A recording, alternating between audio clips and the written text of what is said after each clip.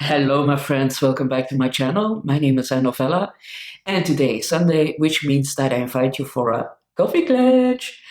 Coffee Klatch is a Dutch word or Flemish word that means I invite you over for a coffee and we talk about the past week.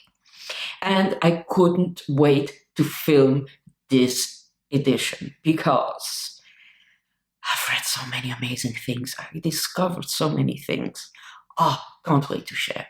So I will quickly run through what I've read and what I want to talk about. Then you can decide if you want to stay or if you want to go somewhere else. So first of all, I will talk about Dorothy Allison's Bastard out of Carolina, an amazing novel. I will also talk about 60 Springs in Winter. This is the Dutch version, but there's also an English version, just came out. I will talk about this one, the excellent cookbook by Dr. Carolus Battus from 1593. Oh, I am so stoked to talk about this one. It is amazing. I'm currently reading Solenoid by Mircea Cartarescu, a Romanian author, and it's great. It's really great. And then I will also talk briefly about the Literary Congress or the Literary Conference by César Aria.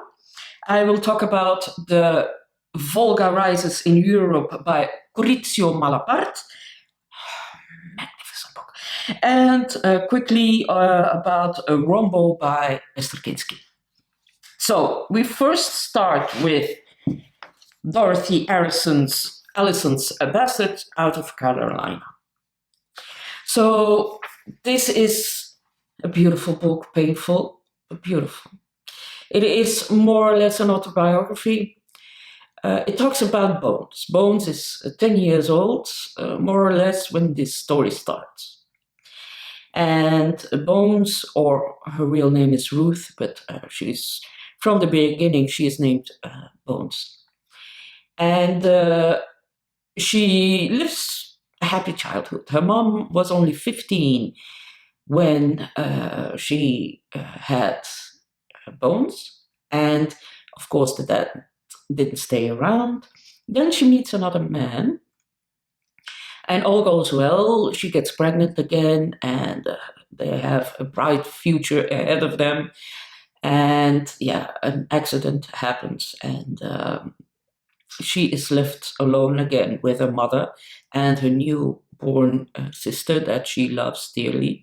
Her newborn sister is named Wies. But anyway, she has an amazing childhood because there's a huge family that takes care of them. There are a lot of uncles and nieces, although they are very rough on the edges, especially the uncles. They are known as drunks and very volatile, but they love their children and their nieces, and they would do everything for them. They really do. It is a rough family, but they have a good heart towards their own children and their family. Then there's a guy, Glenn, and he is very much obsessed by the mom. The mom is really pretty. She's only 25. She already has two children. And yeah, he does everything to wheel her in a way. And after a year of coming to the bar where she, or the restaurant where she works, she finally gives in and she decides to have a relationship with Glenn. And there is where it all goes wrong, because Glenn isn't what he sells himself for, let's say. He is, not only very aggressive, he can't hold a job. He's a loser in every sense of the word. He really is. So the mom gets pregnant for a third time, and while a mom is giving birth, Glenn takes advantage of Bones for the first time. It is a horrible, horrible situation. And yeah, it's a must read. It's a sucker punch. It is well written. You can feel that it is written by, it's her, what she went through. It is very well written, and it's written with a lot of love for her family. She doesn't show them any better as they are. They are all flawed, the people in this book. Her mother is stuck between the love for Glenn and the love for her daughters. And yeah, it ends well and it doesn't end well. It is painful. The ending is painful. It is beautiful, but it's also painful. And it is a must read to because it's so hopeful in a way. It shows you that family can be a very powerful thing and a very beautiful thing. It can be toxic, but it's not in this book. It is so beautiful, painful, loving, and engrossing. I couldn't stop reading this book. I couldn't stop rooting for Bones. I loved her every second of the way, and she is such a strong girl. And just out of respect of this girl, you should read this book. It is a 5-star read for me. Yeah, absolutely. Then I read this morning, just finished it. This is the Dutch version, but there's an English version. I will put it up. It's called 60 Springs in Winter. 60 Springs is whenever you, especially with women that are getting older, we don't say she's 60 years old. We say she is 60 springs young. Josie is 60, or she turned 60, and at her own birthday party, she decides to leave her family. And she takes her little van and she drives away. After driving a while, she parks next to a caravan that is inhabited by a young woman with a child who lives in her caravan because she doesn't have the money for anything else. They become friends. And then she meets all kinds of other people, other women that are single or just divorced. They all left their husbands. And she discovers a new life. But it doesn't go as easy as you would think because, well, she has children, grandchildren, and a husband. And the husband is the victim. And there's a lot of conflict there. But it's beautiful, beautiful. Look, this is the cover. I love the picture on the cover. She also discovers herself. She discovers a new life. This one I thought was amazing. This is where she decides to leave, that she's ready to leave when she feels lonely. How beautiful. So it is an amazing book. It is a must-read. Emmy de Jongh and Ingrid Chabbert. So I think one is French and one is Dutch, I think. I'm not sure. Then this is such a find. Oh. So this is the Kookboek that came out in 1593. Who is Carolus Battus? Carolus Battus was born in Ghent in Belgium. And at that time, Ghent was a little republic, a Protestant republic within the Spanish reign. And Spanish reign means, of course, Catholicism. And there was a little enclave in Ghent where they were a small republic. It only lasted for 10 or 20 years, not much. And then Philip II decided, well, they all have to leave. They have the choice, either convert back to Catholicism or leave the country. His parents first went to Antwerp, but then the Antwerp was under siege, and by that time, 2/3, I believe, of Antwerp was Protestant, and they all decided to leave.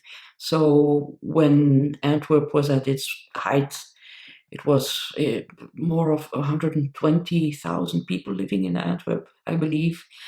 And after that, there were only 40,000 people who stayed in Antwerp. So everybody went up north to the Netherlands. And because, they could be whatever they wanted. And that's the end of the gold era of Belgium, or of Flanders, and the start of the gold era of the Dutch. He was one of the people that went to the Netherlands. And he was a very well-respected physician there. And he was the first who, or maybe one of the first, or the first, that wanted to write a cookbook for people so they could eat more balanced. And the funny thing is that I discovered that he also included the horoscopes. So he had meal plans, he had suggestions for if you're Sagittarius, you better eat that. If you are a Scorpio, better eat that. So it was really interesting to discover. There are lots of things in this book that I found fascinating. All the plates, and look at the spoons, knives, the way they whipped cream, for instance. They just used willow branches of small branches of willow, and they used that as a whisk. This is the cookbook itself. So I can read a little bit. Neem koppen van kabeljauw, maak de schoon. And then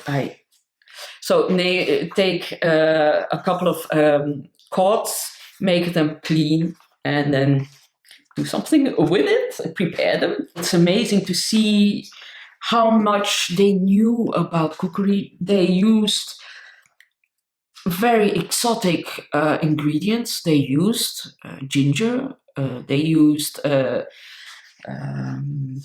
lots of spices, of course. At that time, spices were very popular. They used a lot of wine. They used a lot of raisins and all sorts of milk and things that we don't even know anymore. Fascinating, absolutely fascinating. All like a sieve here for cheese, for instance. Oh, here these are two different kinds of sieves. Oh, I'm so stoked with this book. I'm going to buy it myself because there are stuff that I really want to prepare myself. There are cookies that I want to bake, but not right now. They are called prostitute farts. Here they have look, these are almond eggs. So they could eat those while fasting. So they are not real eggs. They are made of almond, sort of almond paste. With the red is then, this is then created with red wine. So the cookery was very sweet, I have the impression. It is a great book. I hope they will translate this in English, but I'm so happy with this one. It's from the library, but I will buy it. Then I also read the literary conference by César Aira. César Aira is an Argentinian author, and it is about César, who wants to rule the world. And at first he discovers a treasure, and that was hidden in the 17th century. So he suddenly is very rich, and César is also a scientist, and he works around cloning. And he wants to clone Fuentes, the Mexican author. He goes to a literary congress or a conference because Fuentes is there, and he has a certain bee that he uses to get some of his DNA, so he can clone Fuentes. So the bee comes back with some DNA of Fuentes, and he starts his machines, and they start cloning. And yeah, it all goes wrong, of course. That's the story. Now, although I found some things very humorous and very well done, I also thought that he struggled with the fact that he had actually an amazing idea that is very more pulpy when it comes to the idea is something like Ollie would love, but the execution lacked, because although it was very funny at times, he wants to be an author, a literary writer, and he struggled with his idea. So yeah, he should have gone for the idea and set his ego aside as an author and really go for that idea that he had and wrote it like it came up in his mind. Now he wanted to make it literary, and that doesn't work. It didn't work for me, at least. He should have gone for the idea, really. Some authors put your ego aside. Your idea is more important than your ego. So then I also read The Volga Rises in Europe by Curzio Malaparte. Curzio Malaparte was an Italian war correspondent. You have to know, the Italians were teaming up with the Nazis, but their reasons for the war were different than the Nazis. And whilst they were fighting amongst the Nazis, they had a really different view, and they couldn't really grasp what was driving the Nazis to kill so many people. And of course, there were also Italian war correspondents that traveled together with the Italian troops and the German troops. And Curzio was known as being very independent in his writing. So he was that good that even the American and English newspapers took over his writings, because they really felt that it was a very realistic view of the war. And often he was, he was banned from the front lines for months, because he wasn't writing in favor of the Italians and Nazis. But he came back every single time that he was allowed to. So he was in Ukraine, he was in Stalingrad, he was in Finland. It was really interesting. It is an amazing account of his days there at the front. It is amazing to see what the people went through, the soldiers went through, how they lived day by day. It is an absolute must-read if you are interested in the war. Now, if you don't know anything about the war, this is not the first book to start with. But if you are really interested in the Second World War, especially at the Western Front, the European front, then this is your book to read to add more knowledge to what you already know. It is really beautiful written. It is poetical written. It is somebody who had a really good eye for the things. It was a really good observer, and it is a treat to read.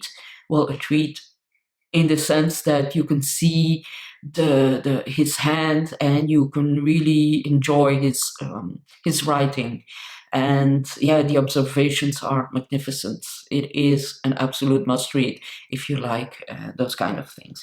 So yeah, it's interesting.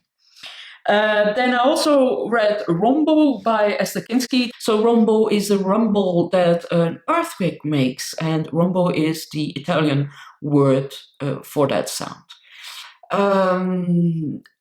This talks about Friuli. Friuli was a victim of an earthquake in mid-70s in Italy, northern Italy, and it is the account of 9 survivors of that earthquake. It are snippets of their accounts, and then together with those snippets of their accounts, so it's like 2 pages of what happened to them, and then she adds a plant from that region, and she talks about that plant. And then we go to the next victim, another plant, next victim, another phenomenon, natural phenomenon, or a plant, or whatever. So although I could really appreciate the setup of the book and the fact that she uses also plants, I found that really interesting. It didn't go deep enough for me. It was too much on the forefront, and I only gave it 3 stars. I've read better accounts, so it would have been better that she kept to one person that was the most interesting and used that as a metaphor for the rest. So yeah. Although I really enjoyed the plant part and everything. So yeah. Then I'm also reading and thoroughly enjoying Solenoid by Mircea Cartarescu. He is a Romanian author. A lot of people are starting to talk about it. Travels Through Stories has already talked about it in one of his videos. I will put a link down below. I don't know if he has finished it already. This is an amazing book in a way. So it is about himself. And he is a teacher of literature, I believe, in Budapest or Bucharest. What is it? Bucharest, yeah. Budapest is Hungary, Bucharest. And he lives in a house that is has the shape of a ship. And before him lived a man who made seats for dentists. And the first 100 pages are really about Mircea himself, but it's very gross. So the first sentences are about the lice he has, and he describes the dirt under his fingernails and the mold on his toothbrush.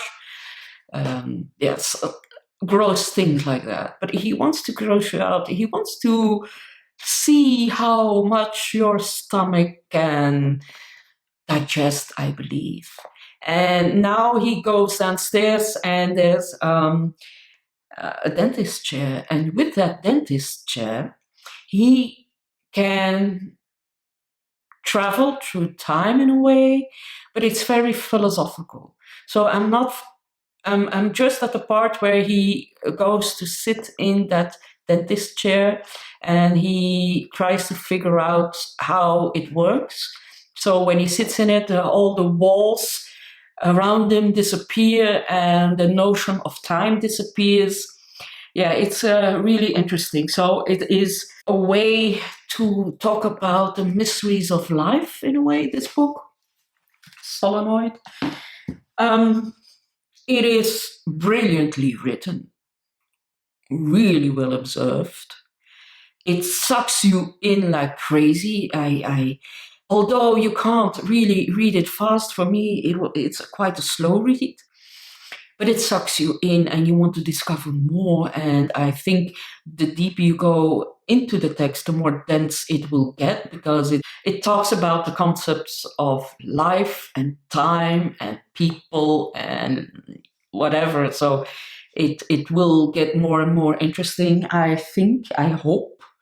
If you like Pynchon and Borges and Kafka, you will definitely like this book. So yeah, what else do I have to say? Well, Tuesday, the first visitors will come to visit the house. It is my birthday then, so yay, party! And yeah, that's it. On Saturday there will be an open house here. And but it doesn't matter. In my head, I'm starting to move next door. So that was the most important thing. I'm not as much attached to a building, but more attached to the people here. And I've met some really good friends here that do everything for me, that are always there for me. So yeah, I find it more important to be with them than to be in a house that I really like, but I can make this place next to me also as much as me as possible, and it's a lot cheaper to live there. So in my mind, I'm already starting to move. I have a vision of a big book wall behind me. So books, books, books. And I will create a couple of nooks, special nooks to film, one on Wednesday, on Friday, on Sundays. Will be more than just fine, Muffin and me. And the owner of the place next door adores Muffin, so everything is just fine. There's no problem there. So it will be a lot cheaper to live there. So I'm fine. I was shocked that I had to leave this place, or maybe not leave this place, but it's okay. I found a solution. If I have to move, I will move, and it's great. All is fine. Yeah, that's it. I thank you for watching. I'm looking forward to your comments. Don't forget to like and subscribe if you haven't already. And yeah, we'll talk to each other later. Maybe on Tuesday, definitely on Wednesday. Bye-bye.